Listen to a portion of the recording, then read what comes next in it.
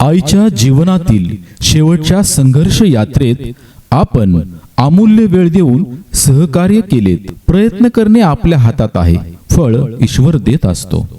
आपल्या या प्रवासात अनंत अडचणी आल्या, खूप सारे संघर्ष करावे लागले. त्यावेळी आपण ठामपणे माझ्या सोबत उभे राहून माझे मनोधैर्य वाढवून वेळोवेळी माझ्या निर्णयावर आपले मत व्यक्त करून अचूक आणि अनमोल मार्गदर्शन केलेत. यश मिळाले नसले तरी किमान या निमित्ताने आईचा जन्मापासून 15 दिवसाचा निरंतर सहवास मला जवळून लाभला आणि सेवा करण्याची संधी मिळाली. आपल्याच मार्गदर्शनाने किमान 15 दिवस व्हेंटिलेटरचा वापर करून आईला वाचवण्याचा प्रयत्न केला. महाराष्ट्रातील नामांकित हॉस्पिटल, अद्ययावत सेवा तसेच मित्रांच्या रिलेशनशिपमध्ये असलेले तज्ज्ञ डॉक्टर, सर्व सुविधा संपन्न असतानाही आईच्या आजाराने संपूर्ण हॉस्पिटलला आणि डॉक्टरांना चॅलेंज केलं. आईला झालेले इन्फेक्शन शोधता शोधता डॉक्टर हैराण झाले.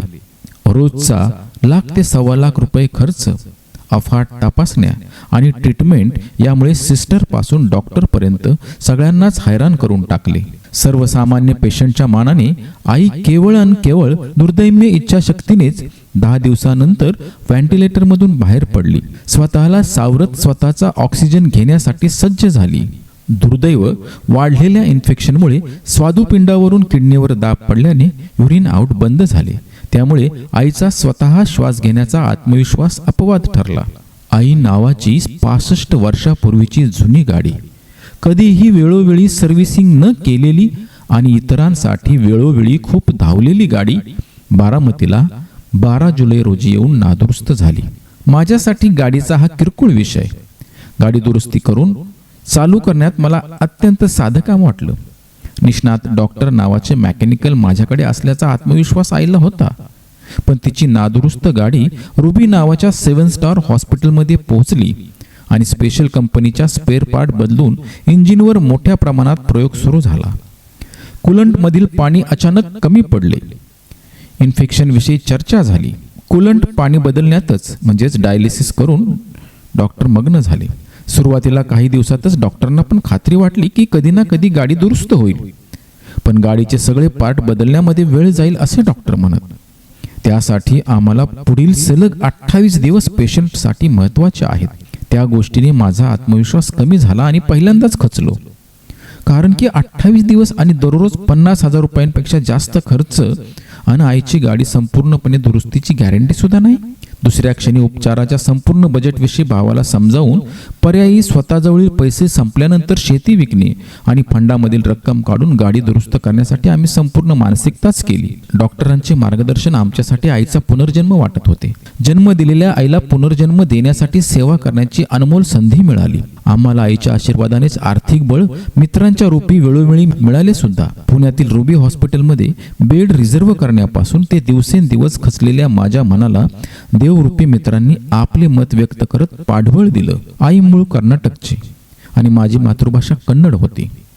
इन्फेक्शन तज्ज्ञ डॉक्टर देसाई, त्यांना कर्नाटकी भाषा अवगत होती. यांच्या तपासणीवेळी अचानक आईने स्वतःचा हात वर करत काहीतरी सांगण्याचा प्रयत्न केला. मी हे ओळखू शकलो नाही. वाटलं काहीतरी दुखण्याची तक्रार डॉक्टरांना सांगत असेल. तोंडात व्हेंटिलेटरची नळी असल्याने तिचा संवाद ओळखायला मी खूप त्रासून गेलो.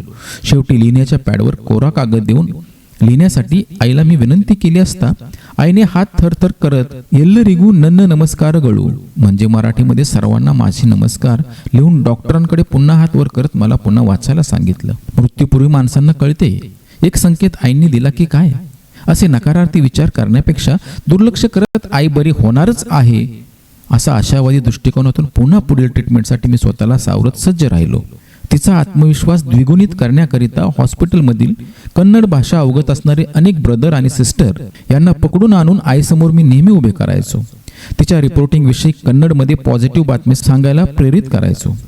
अशक्तपणे दुर्धर आजाराला सामना करणारे आईला आत्मविश्वासाची दिशा देण्यासाठी माझ्याकडून शेवटपर्यंत साथ देण्याच्या कारणासाठी पाण्याचा थेंबही न घेतलेल्या आईसाठी मी मात्र तंदुरुस्त राहून सेवा करण्यासाठी बाहेर जाऊन दररोज एक नारळ पाणी पिऊन स्वतःला फिट राहून डॉक्टरांच्या काउन्सिलिंगला सामोरे जात होतो. बेडवर पडलेल्या आईला वाटावं तिला काही जास्त झालेले नाही याच्यासाठी पहाटे उठून आंघोळ करून स्वच्छ कपडे घालून तिच्या बंद खोलीमध्ये तिला आनंद देण्यामध्येच मला आनंद वाटत होता. दुसऱ्या क्षणी दुःखाचे अश्रू आले तरी तोंड फिरवून पटकन बाहेर जाऊन रडलेलो मी देवासाठी पुनर्जन्माची मागणी करायचो.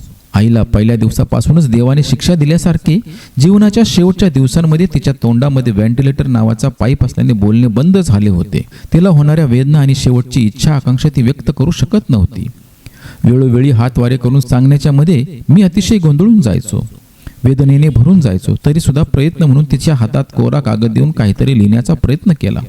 पाळण्यातील लहान मुलासारखी ती बेडवर झोपलेली असायची.